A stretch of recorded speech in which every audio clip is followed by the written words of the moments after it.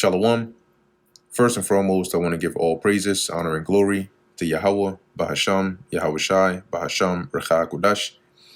Double honors to the elders and the apostles of Great Millstone, and peace and blessings to the elect. And today we're going to go into the book of Deuteronomy, the 30th chapter.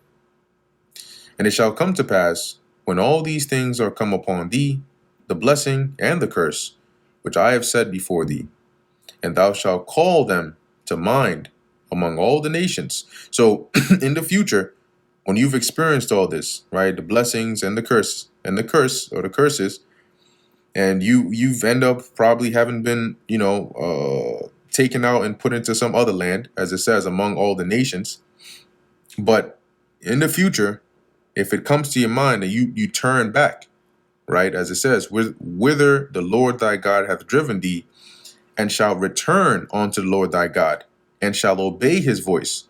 And this was like a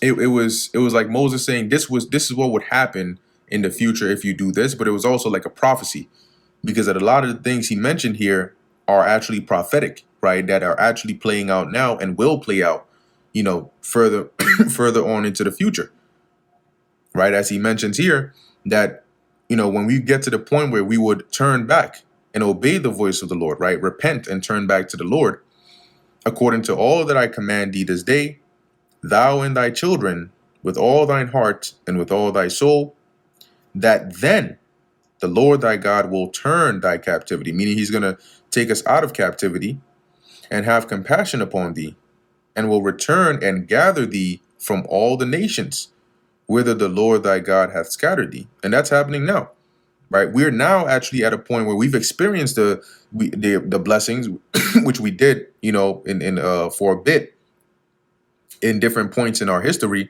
And we've definitely experienced the curses up until the extremist point of it.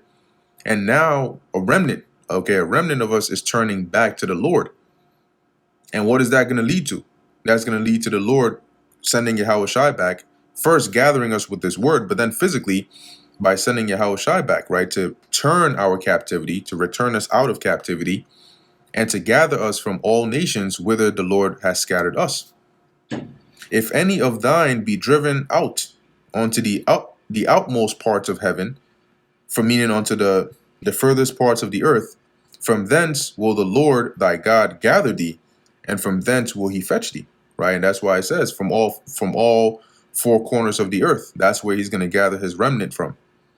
And the Lord thy God will bring thee into the land which thy fathers possessed, which is the land of Israel, and thou shalt possess it, and he will do thee good, and will multiply thee above thy fathers. And that's what's getting ready to happen soon.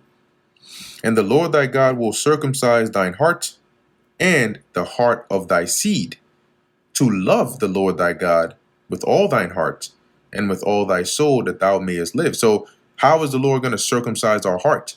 That's synonymous with the fulfillment of the second covenant, where he gives us a new heart, okay, one that is going to be righteous, right? And likewise, the heart of our seed, meaning all of our offspring, would be automatically righteous. And that heart is going to make us, as it says, to love the Lord thy God with all thine heart. So perfectly. That's when we're going to be made perfect, right? With all thy soul, that thou mayest live. And the Lord thy God will put all these curses upon thine enemies. And that's when he takes them off of us. But when is that going to happen? In these last days, right? When the Lord comes to deliver us. And then he flips, right, the narrative. He flips the script. And now the blessings come upon us, and the curses come upon what? Our enemies. And on them that hate thee, which persecuted thee. And the first, number one, is going to be Esau, Edom, followed by the rest of these nations. And thou shalt return and obey the voice of the Lord, and do all his commandments, which I command thee this day. And the Lord thy God will make thee plenteous in every work of thine hand, in the fruit of thy body, and in the fruit of thy cattle. And the scriptures mention that, right, that one shall be a nation. So this is when the blessings will start to come upon us again, right, and flourish. And this would be as we enter the eternal glory, the kingdom. In the fruit of thy body, which are our children, and in the fruit of thy cattle, and in the fruit of thy land, for good. For the Lord will again rejoice over thee for good, as he rejoiced over thy fathers. See, so it was, if you listen, the blessings would happen. If you don't, the curses will happen. But in the last days, when you decide to turn back to the Lord, eventually this is what it's going to lead to. And the Lord is going to change you and deliver you, and he's going to be happy to bless you again. If thou hearken unto the voice of the Lord Yahweh thy God, to keep his commandments and his statutes, which are written in this book of the law, and if thou turn unto the Lord thy God with all thine heart and with all thy soul, for this commandment which the Lord, or which I command thee this day, it is not hidden from thee, neither is it far from thee. So as Moses said, these instructions, I haven't hidden them somewhere. I haven't thrown it super far away where it's inaccessible to you. It's not in heaven that thou shouldest say, who shall go up for us to heaven and bring it on to us, that we may hear it and do it? Oh, we would do it, but it's all the way in heaven. We don't have anybody to go and get it for us, so you got to pardon us. Neither is it beyond the sea that thou shouldest say, who shall go over the sea for us and bring it unto us, that we may hear it and do it? But the word is very nigh unto thee. It's near. In fact, it's so close, it's so nigh unto thee, it's in thy mouth and in thy heart, that thou mayest do it. Right? You know it. You've read it, you've pronounced it. So you know what it is. There's no excuse. See, I have set before thee this day life and good, and death and evil. And the life is the obedience, and the good is the blessings. And the death is the disobedience, and the evil are the curses. In that I command thee this day to love the Lord Yahweh thy God, to walk in his ways, and to keep his commandments, and his statutes, and his judgments, that thou mayest live and multiply, and the Lord thy God shall bless thee in the land whither thou goest to possess it. So if you remain obedient, and you follow the ways of the Lord, you will be blessed. All right? But if thine heart turn away, so that thou wilt not hear, but shall be drawn away, and worship other gods and serve them. So if your mind goes astray, and instead of obeying and being obedient, you decide, no, you're going to go serve other gods, I denounce unto you this day. So I decree, I vow unto you this day, that ye shall surely perish, and that ye shall not prolong your days upon the land. You're going to be quickly destroyed, and you're not going to last long upon the land, whither thou passest over Jordan to go to possess it. That same land that you're crossing the Jordan now to go and possess, if you disobey the Lord, you will not last long on that land.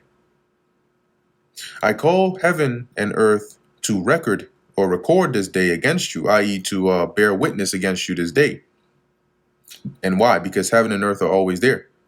So if you came back 10 generations later, they were there 10 generations ago, and they're there 10 generations later. And they can testify and say, yes, we remember when Moses said such and such to them. That I have set before you life and death, blessing and cursing. Therefore choose life, that both thou and thy seed may live, that thou mayest love the Lord thy God, and that thou mayest obey his voice, and that thou mayest cleave unto him. For he is thy life and the strength of thy days. See, the way you live prosperously is through the Lord, through obeying him. You living long upon the earth is through the Lord and obeying him. That thou mayest dwell in the land which the Lord sware unto thy fathers, to Abraham, to Isaac, and to Jacob, to give them. And the reason Moses is admonishing them so much is because he's not going to be there. He's about to die. So he's trying to get it through their heads. Like, it's like, I know you're going to be disobedient, but at least let me do the best that I can to have told you everything, warned you, prepared you the best as I could. The rest, well, that's between you and the Lord. And that brings us to the end of the book of Deuteronomy, the 30th chapter.